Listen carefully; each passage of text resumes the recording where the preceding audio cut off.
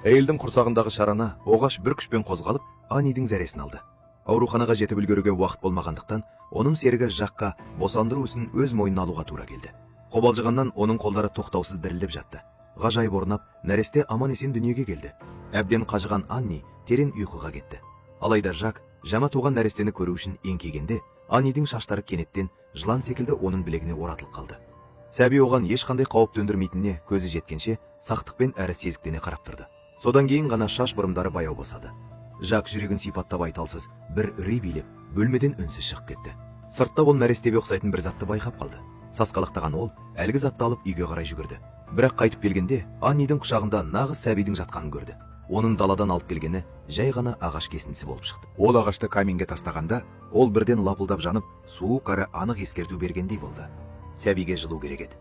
Осы уақытта қуғыншылар орман шетіне жасырынып үлгерген болатын. Қауіптен бейхабар Анни әлі де терең ұйқыда жатты.